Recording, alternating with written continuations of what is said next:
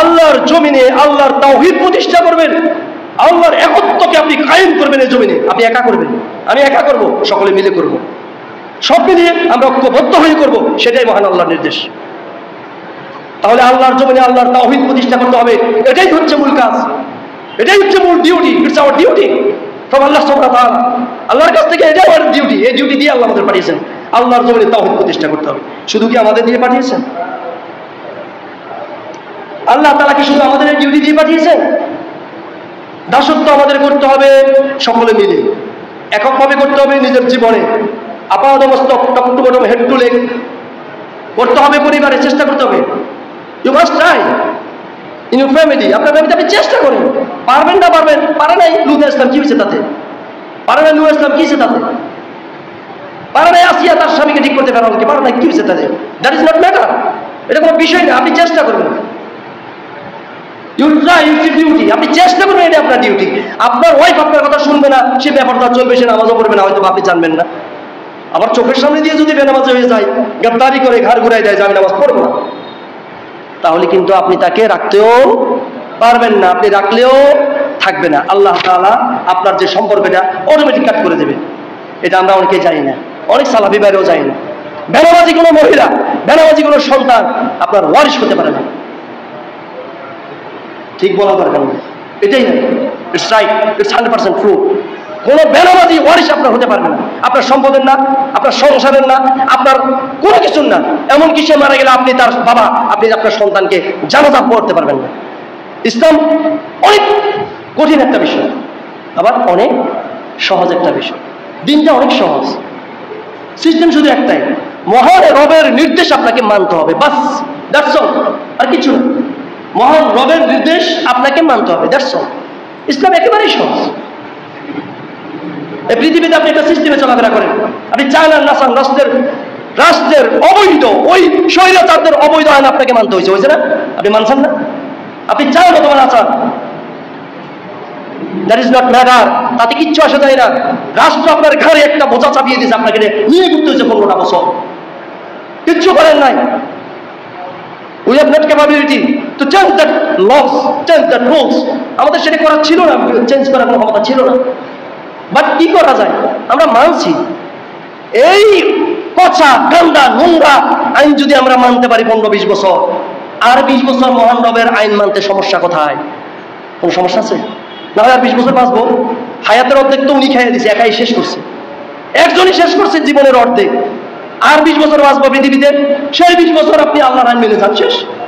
তোবা করে আল্লাহ 20 বছর তাগুতের আইন মানছিলাম না পারতে, আর বাকি 20 বছর তোমার আইন মেনে কবরে যাবো, তোবা করে কবরে যাবো। আল্লাহ তো শেষটাই চাই, খাতেমাতুল খায়র, শেষ ভালো যা, সব ভালো।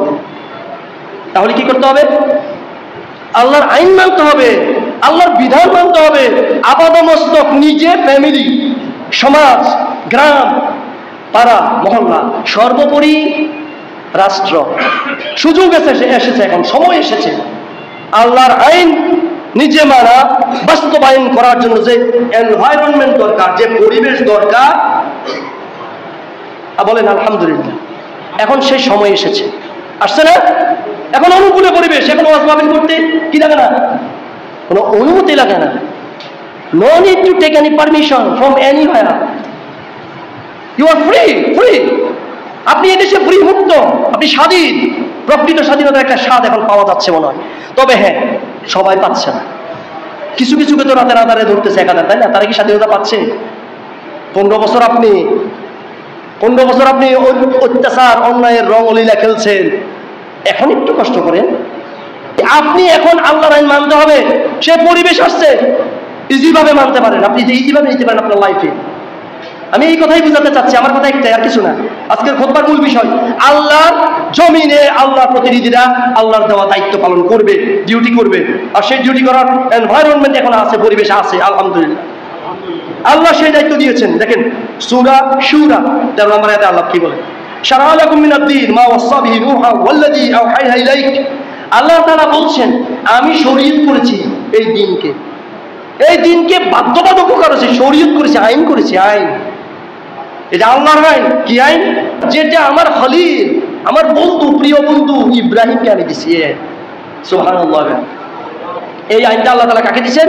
আল্লাহর প্রিয় বন্ধু, সবচেয়ে প্রিয় বন্ধু, যিনি অগ্নি পরীক্ষায় পাশ করেছেন। অগ্নি পরীক্ষায় পাশ করেছেন কে? একজন জাতির পিতা, মুসলিম জাতির পিতা যিনি, তিনি অগ্নি পরীক্ষায় পাশ করেছেন। বলেন আলহামদুলিল্লাহ। মুসলিম জাতির পিতা কে ভাই? ইব্রাহিম। এখন যদি আবার বলবেন পিতা নিয়ে কথা বলেন, জাতির পিতা তো আমাদের আছে একজন, মুসলিম জাতির পিতা একজন। There is no second father. সবার জন্য তিনজন পিতা আছে। সর্বপ্রথম মানব জাতির পিতাকে আদম আলাইহিস সালাম, এই নামটা বলতে পারেন, এখানে ঠিক বা ঠিক নাই, নাম বলেন আদম আলাইহিস সালাম, জানতে হবে। সর্বপ্রথম জাতির পিতা, মানব জাতির পিতাকে আদম আলাইহিস সালাম, প্রত্যেক মানুষের পিতা, আল্লাহ তাআলার হাতে গড়া প্রথম মানব। তাহলে সেই মানুষটা আমাদের মানব জাতির পিতা, আমরা তাকে মানতে হবে। আদম বলছে, আচ্ছা আল্লাহ তাআলা বলছে। সেকেন্ড পিতাকে, আমার যে জন্ম দিচ্ছে আমার পিতা, আমার পিতা আজহার আহমেদ, আজহার মাস্টার, আপনার পিতা, আমাকে যিনি জন্ম দিচ্ছে তিনি আমার পিতা। আমি গর্বের সাথে বলতে পারি, আমি আল্লাহ শুকরিয়া আদায় করি, আমার একজন পিতা আছে পৃথিবীতে। পিতাবিহীন জন্ম নিই আমি, আছে না পিতাবিহীন জন্ম?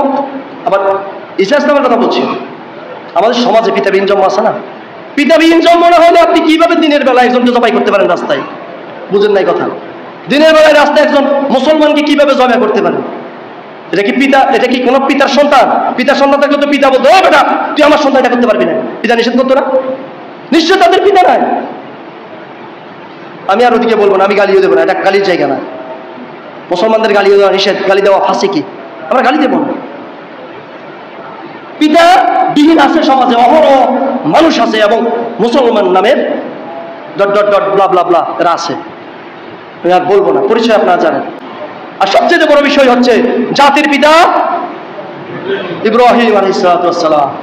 আবার ফেসবুকে দিকে শ্লোক লাগাই, এর পরের লাইন কি? ঘোড়ার ডিম না কি যেন, যাই ঘোড়ার ডিম, ঘোড়ার তো ডিমই হয় না।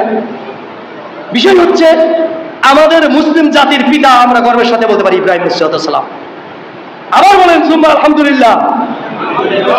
আলহামদুলিল্লাহ বলতে হবে কি জন্য? কয়দিন আগে ঘটনাক্রমে সুযোগ হয়েছে পদ্মার দিকে যাওয়া, তো পদ্মার আগেই যে টোল প্লাজা, এটার আগেই দেখলাম যে সুন্দর সাইনবোর্ড, ফেসবুকে আগে দেখছি, ওই সরাসরি দেখলাম জাতির পিতা হযরত ইব্রাহিম আলাইহিস সালাম। আলহামদুলিল্লাহ, এটাই হচ্ছে কপাল, বাঙালি জাতির কপাল খুলেছে। আল্লাহ রাসূল সাহেব বলে গেছেন রাহিমাহুল্লাহ তাআলা, তিনি বলছিলেন কপাল পূর্বে তোমার, কপাল পোড়া জাতি। তার দোয়া কাজে আসছে, এখন কপাল খুলছে আলহামদুলিল্লাহ, কিন্তু তিনি দেখে যেতে পারেন নাই।